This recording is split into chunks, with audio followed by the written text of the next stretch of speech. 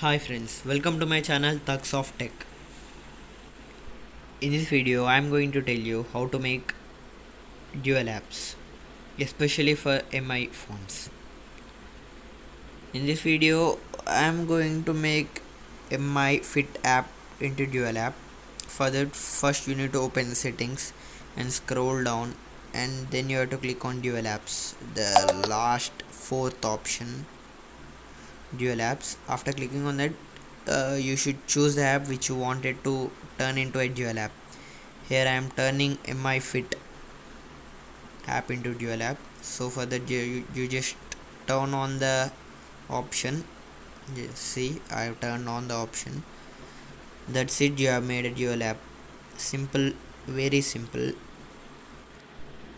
See, this is the original app and the other one is the clone or dual app. Subscribe my channel.